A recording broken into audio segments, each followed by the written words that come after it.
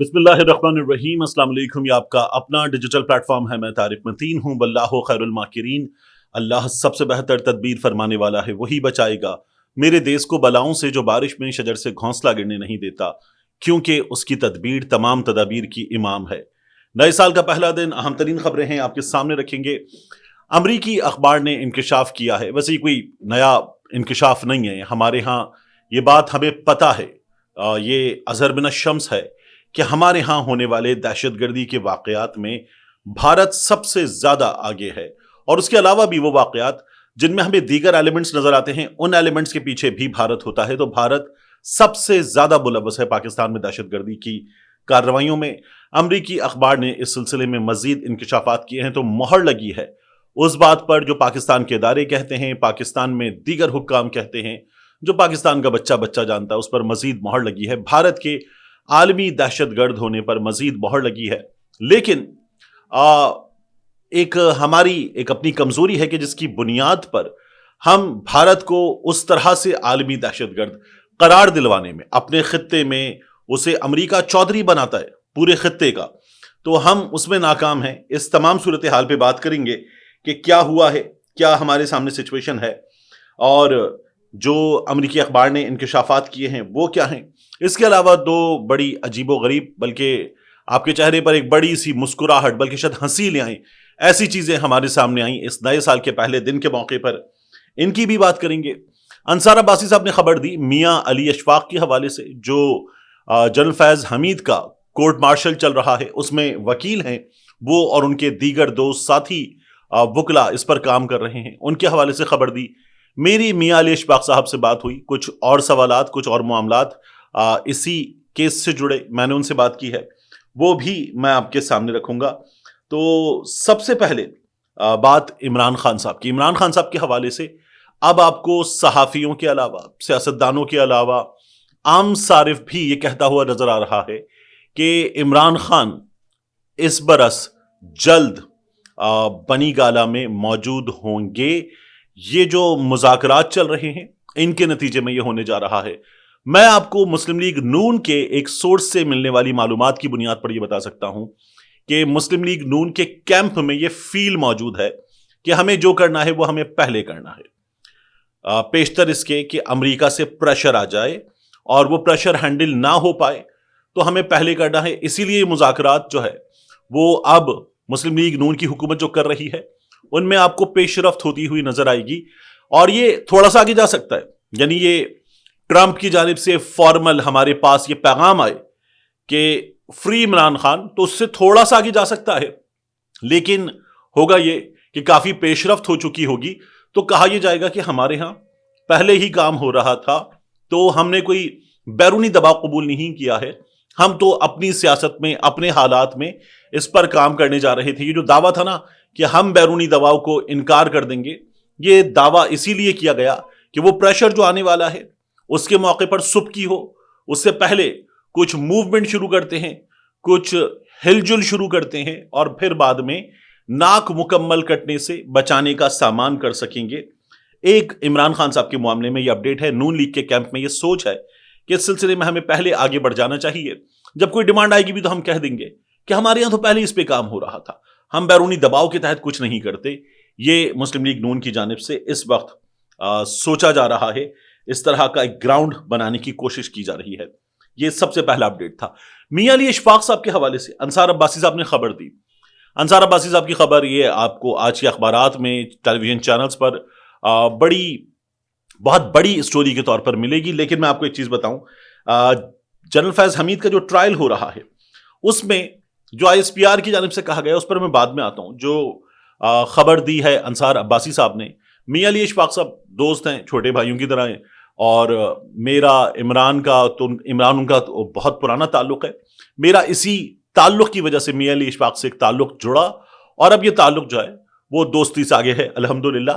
تو میاں علی اشفاق صاحب، ان سے میں نے پوچھا، ایک بات مجھے ان کی بڑی اچھی لگتی ہے، جہاں پرسنل تعلق ہے، ایک دوسرے کی مدد کا معاملہ، ایک دوسرے کے ساتھ کھڑے ہونے کا معاملہ، he is always there for his friends, لیکن when it comes to professionalism، میاں علی اشفاق از a thorough professional۔ انہوں نے انصار عباسی صاحب کو بھی، اگر آپ خبر دیکھیں تو کسی سوال کا جواب جو انصار عباسی صاحب چاہ رہے تھے نہیں دیا. حالانکہ انصار عباسی صاحب نے خبر بہت بڑی بنا کے لگا دی, لیکن میاں علی اشفاق صاحب سے جو سوال ہوا وہ کہتے تھے نہ میں اس کی تردید کر سکتا ہوں نہ میں اس کی تصدیق کر سکتا ہوں. تو وہ جواب نہیں تھا.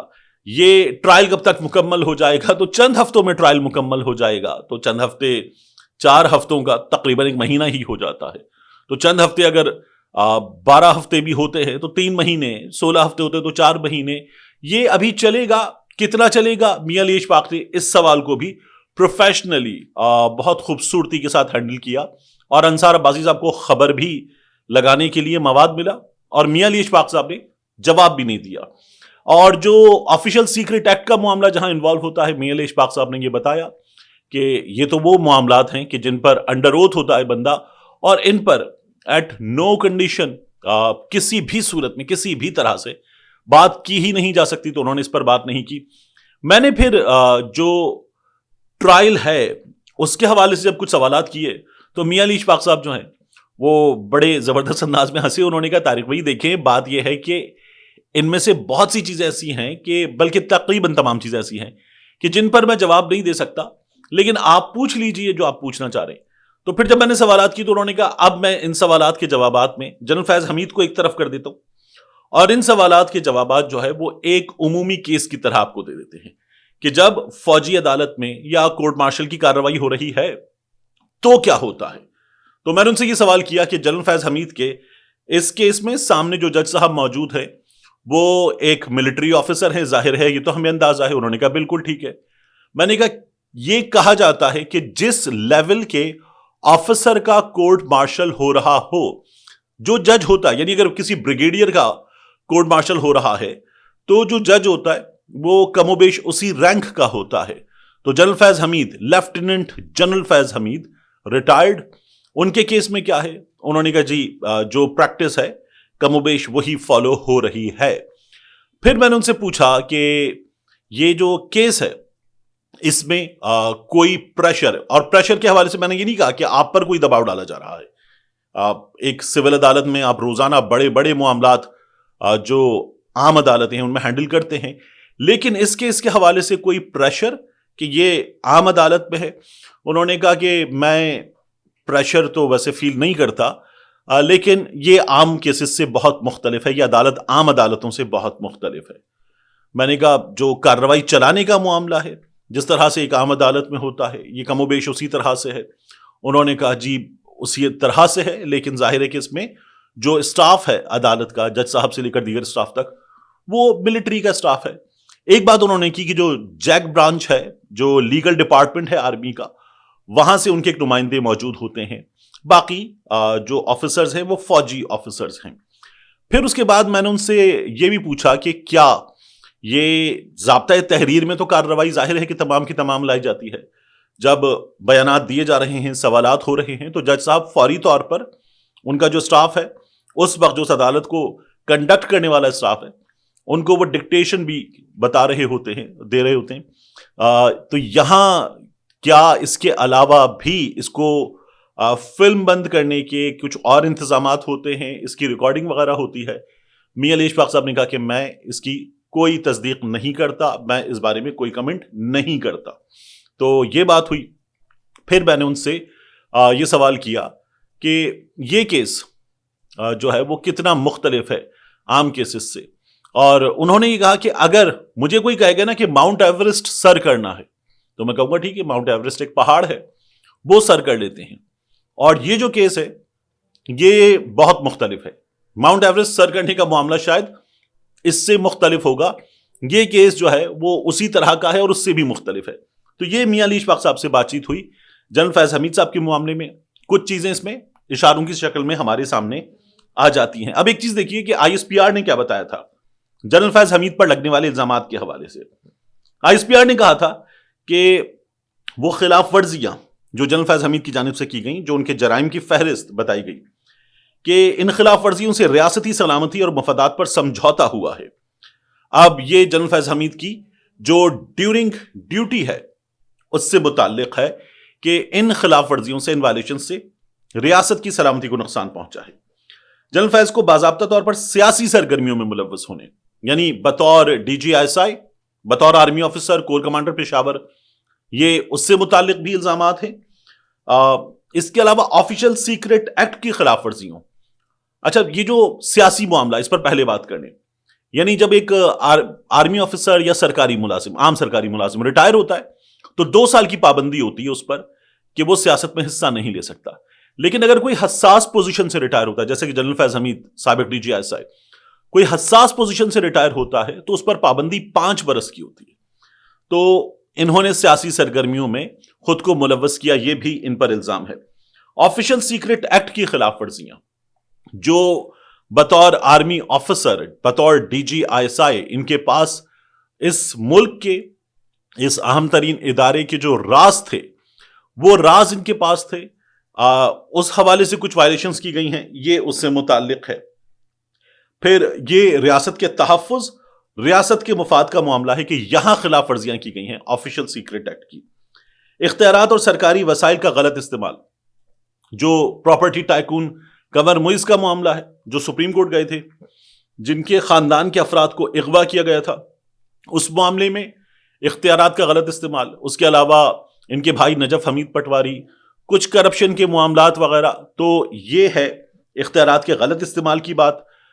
جو پراپرٹی ٹائکون کا خاندان تھا وہ پورا کا پورا اغوا ہوا تھا, تشدد ہوا تھا. یہ تمام کارروائی ہمارے سامنے ہے.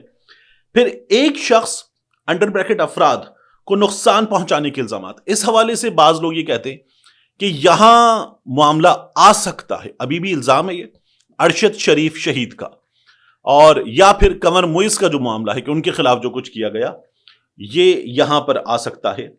اور بعض سیاسی مفادات کے ساتھ ملی بھگت کرتے ہوئے 9 مئی کے واقعات, جنرل فیض حمید ان کے کردار کے حوالے سے فوج تحقیقات کر رہی ہے. 9 مئی کے حوالے سے جنرل فیض حمید, جب ماسٹر مائنڈ کی بات کی جاتی ہے تو ادارہ کہتا ہے عمران خان صاحب, ان کے قریب ترین جو اہم ترین لوگ ہیں پاکستان تحریک انصاف کے, وہ اور جنرل فیض حمید بھی اس میں ملوث تھے. آئی ایس پی آر کی جانب سے یہ کہا گیا کہ جنرل فیض حمید سے 9 مئی 2023 کے واقعے سمیت بدامنی اور عدم استحکام کا باعث بننے والے اقدامات میں شامل ہونے کے حوالے سے ایک علیحدہ تفتیش کی جا رہی ہے, جو ان سیاسی مفادات کی ایما پر اور ان کے ساتھ مل کر کیے گئے.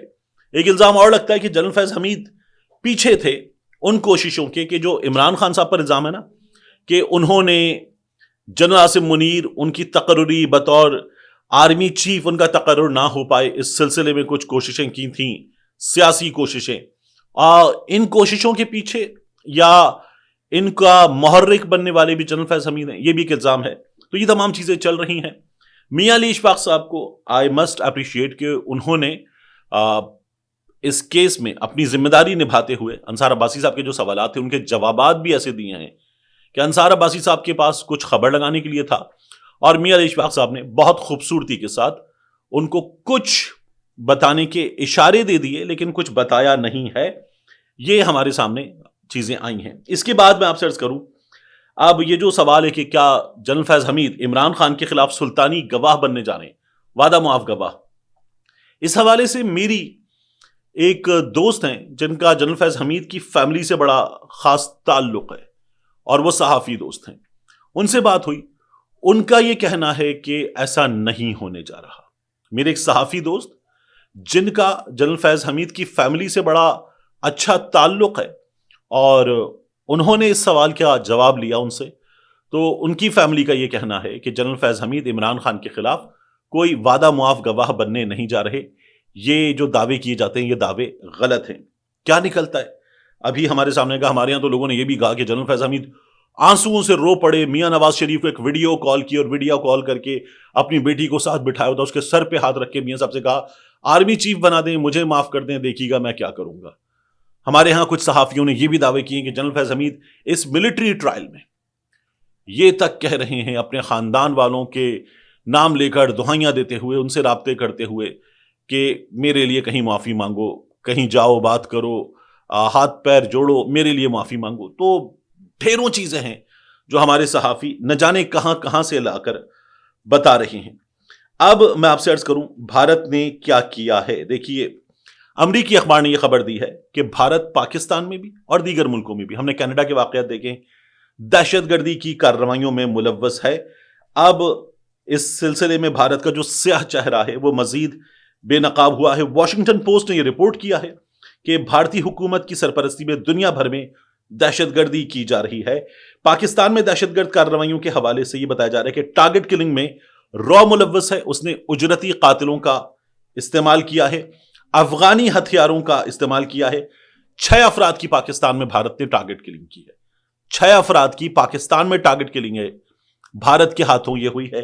یہ واشنگٹن پوسٹ بتا رہا ہے. یہ جو اپریل تھا 2023 کا, اس میں عامر سرفراز عرف تانبا لاہور میں یہ قتل کیا گیا تھا. اس واقعے میں بھی بھارت ملوث تھا, یہ ہمارے ہاں پتہ چل رہا ہے. معروف صحافی ہیں ماجد نظامی صاحب. ماجد نظامی صاحب نے ایک پورا تھریڈ اس سلسلے میں لکھا تھا معلومات کا. میں نے ایک بار پہلے آپ کے سامنے کچھ معلومات رکھی تھیں. وہ کہتے ہیں کراچی میں ٹارگٹ کلنگ میں مارا جانے والا جیش محمد کا عبد الزاہد عرف ابراہیم ظہور مستری 1, نواب شاہ میں قتل ہونے والا لشکر طیبہ کا سلیم رحمانی, راولپنڈی میں فائرنگ سے مرنے والا حزب المجاہدین کا بشیر احمد پیر عرف امتیاز عالم, یہ ہو گئے 3. ڈسکا میں مارا جانے والا شاہد لطیف 4, راولا کوٹ میں قتل ہونے والا لشکر طیبہ کا محمد ریاض عرف ابو قاسم کشمیری 5, لاہور میں ٹارگٹ کلنگ کا نشانہ بننے والا ملک سردار سنگھ عرف پرمجیت سنگھ پنجوار یہ 6, عامر تانبا 7. وہ یہ کہتے ہیں کہ گزشتہ 2 برس میں ملک کے مختلف علاقوں میں ہونے والی ٹارگٹ کلنگ کی رپورٹنگ پر دوستوں کی شدید محبت یہ بریکٹ میں ہے جو تنقید کی گئی کا بھرپور سامنا بھی کرنا پڑا, لیکن بعد میں حکومت نے خود ان میں سے کئی واقعات کو تسلیم کیا اور بھارتی خفیہ ایجنسی را کو ذمہ دار ٹھہرایا. یہ تمام واقعات پاکستان میں ہمارے گلی کونچوں میں یہاں پر کیے گئے, کراچی ہو, لاہور ہو, راولاکوٹ آزاد کشمیر, ہر جگہ کیے گئے, اور بھارت نے اپنے ایلیمنٹس کو یہاں استعمال کر کے دہشت گردی کی یہ وارداتیں انجام دی. بہت خوفناک ہے یہ صورتحال کہ بھارت یہ یہاں سب کچھ کر گیا اور یہ تمام چیزیں ہمارے یہاں ہوئی ہیں. عالمی دہشت گرد پاکستان کی سرزمین پر یہ تمام کارروائیاں کرتا رہا ہے. میں نے آپ سے عرض کیا تھا 2 ایسی باتیں کہ جن کی بنا پر بہت بڑی مسکراہٹ یا ہنسی آپ کے چہرے پر آ جائے. سین یہ ہے کہ گورنر سندھ صاحب, یہ جو ہمارے کامران ٹسوری صاحب ہیں, انہوں نے گزشتہ روز ایک ریکارڈ بنایا ہے. گورنر ہاؤس سندھ نے ایک ریکارڈ بنایا ہے.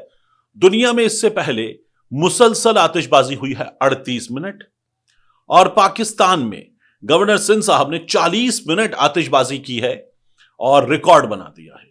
اب میں ڈھونڈ رہا تھا مفتی تقی عثمانی صاحب ہمیں ملیں اور ایک بار پھر بتائیں کہ حضرت عمر فاروق رضی اللہ تعالی عنہ وہاں ایک مماثلت ڈھونڈ لی تھی مفتی تقی عثمانی صاحب نے کہ گورنر سندھ جو ہیں ان کے کاموں سے حضرت عمر فاروق ان کو یاد آتے ہیں. عمر فاروق ثانی کہہ دیا تھا مفتی تقی عثمانی صاحب نے. اب یہ جو کام انجام دیا ہے کارنامہ 40 منٹ آتش بازی کا, نہ جانے کس سے ملائیں گے مفتی تقی عثمانی صاحب. شہر میں دنگے جیسی صورتحال ہے, شہر میں پر امن مظاہرین پر پولیس ایکشن کر رہی ہے, مظاہرے ہو رہے ہیں, قتل و غارت گری ہو رہی ہے, اور گورنر صاحب کبھی شال اوڑھ کے ہمیں کوئی شاعر کا روپ دھارے ہوئے نظر آتے, اور پھر اس کے بعد گورنر صاحب 40 منٹ کی آتش بازی کرتے. ایک عجیب و غریب سی صورتحال ہے گورنر ہاؤس سندھ میں, جہاں پر ایسا لگتا ہے کہ انٹرٹینمنٹ کا, منورنجن کا ایک سامان پیدا کیا گیا ہے, اور وہ کامران ٹسوری صاحب جو ہیں وہ وہاں پر اس کو سجا کر بیٹھے ہوئے, کبھی اپنے نائی کی پروموشن کرتے ہیں, کبھی کہیں کھانا کھانے پہنچ جاتے ہیں. اس شہر میں جو حالات ہیں, ان حالات میں جس طرح کے حکمرانوں کی, جس طرح کی گورننس کی ضرورت ہوتی ہے وہ ہمیں نظر نہیں آتی. اور آخری لطیفہ, سال کے پہلے دن یہ حفیظ الرحمان صاحب کی جانب سے ہمیں پتا چلا, قائمہ کمیٹی میں موجود تھے, وہاں پر یہ بتانے لگے کہ جو انٹرنیٹ کی بندش ہے انہیں یہ پتا چلا ہے کہ یہ غلط ہوتی ہے. حفیظ الرحمان صاحب کو یہ پتا چلا ہے کہ انٹرنیٹ کی بندش نہیں ہونی چاہیے, یہ غلط ہوتی ہے.